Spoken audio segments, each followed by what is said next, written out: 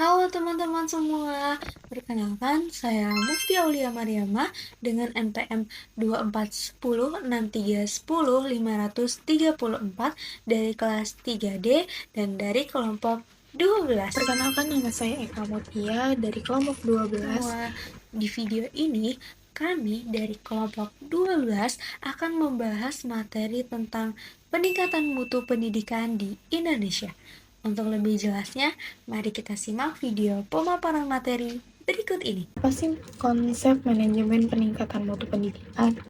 Menurut Afriantoni tahun 2025, manajemen peningkatan mutu pendidikan merupakan pendekatan yang terstruktur dan berkesinambungan mulai dari tahap perencanaan, pelaksanaan, evaluasi, dengan tujuan meningkatkan kualitas pendidikan secara menyeluruh.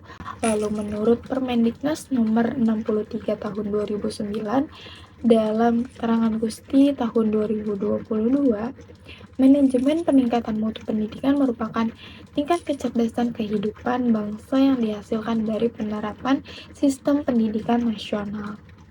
Kemudian, terdapat teori dan model manajemen mutu pendidikan. Ini yang pertama yang akan kita bahas adalah TMQ atau Total Quality Management.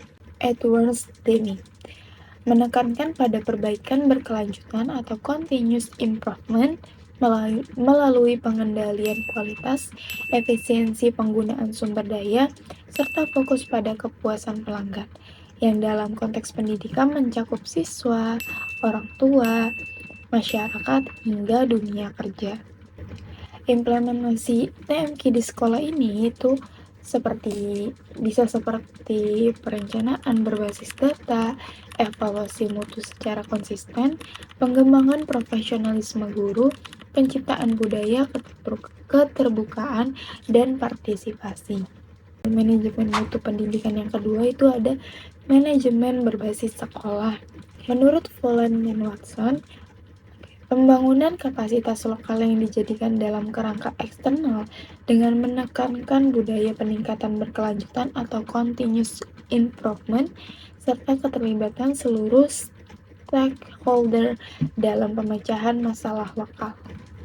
Menurut Caldwell-Decorn tahun 2005, desentralisasi otoritas dan tanggung jawab secara sistematis kepada sekolah untuk mengambil keputusan penting terkait kurikulum, standar, maupun akuntabilitas pendidikan.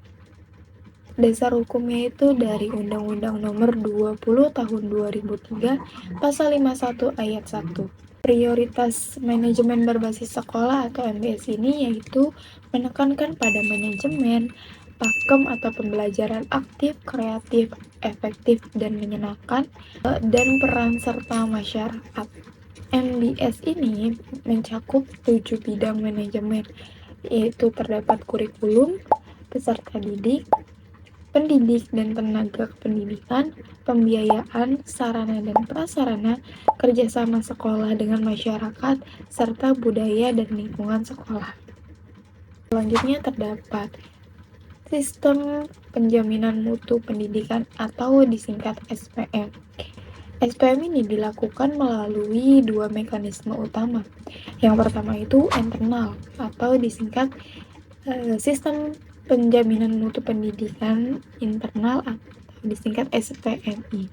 SPMI ini mengidentifikasi, merencanakan, melaksanakan, memantau, dan mengevaluasi mutu pendidikan berdasarkan standar yang berlaku. Lalu untuk SPM eksternal atau SPME dilakukan oleh Badan Akreditasi Nasional atau BANS atau M atau BANPT, berfungsi untuk menilai secara objektif kelayakan dan kualitas lembaga pendidikan nasional. Selanjutnya, terdapat kebijakan pendidikan sebagai konteks pendukung. Fungsi kebijakan pendidikan yaitu itu sangat banyak, tapi di sini difokuskan pada 3 hal.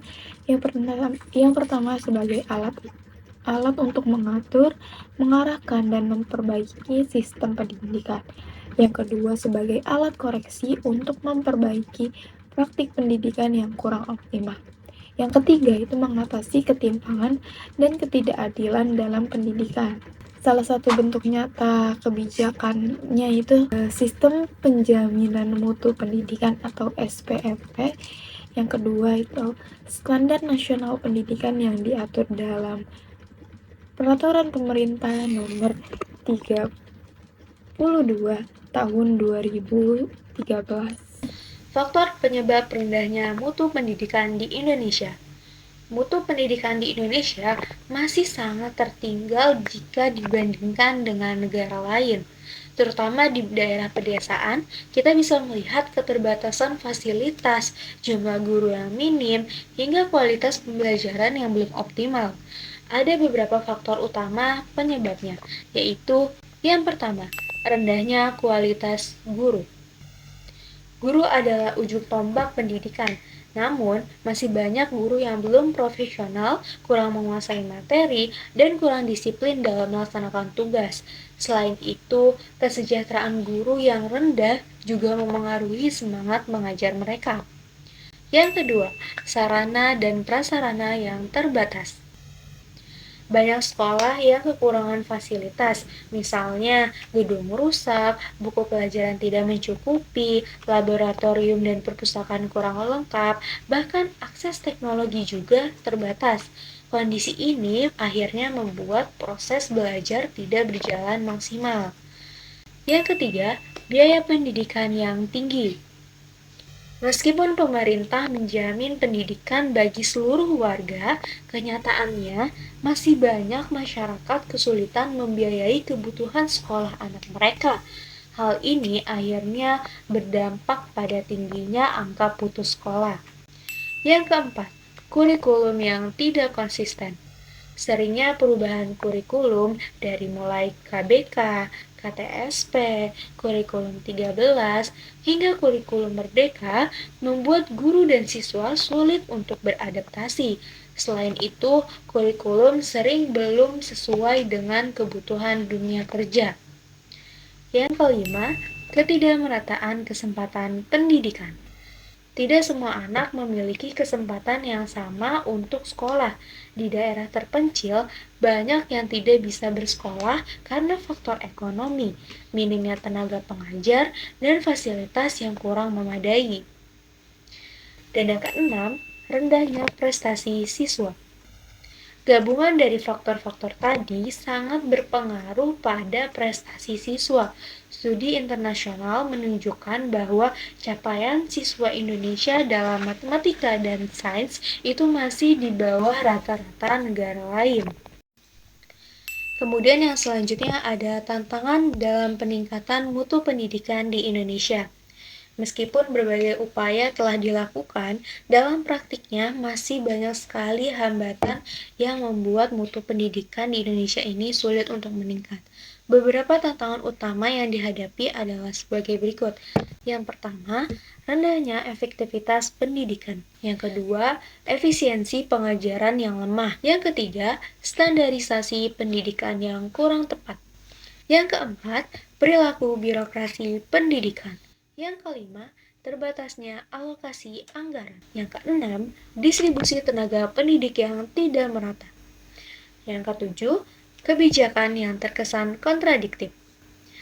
Yang kedelapan, kesenjangan antara perkotaan dan juga pedesaan. Yang terakhir yaitu solusi dan strategi dalam peningkatan mutu pendidikan di Indonesia. Seperti yang kita ketahui, mutu pendidikan di Indonesia itu masih menghadapi berbagai kendala, mulai dari kesejahteraan guru yang rendah, sarana prasarana yang terbatas, hingga kesenjangan kesempatan belajar.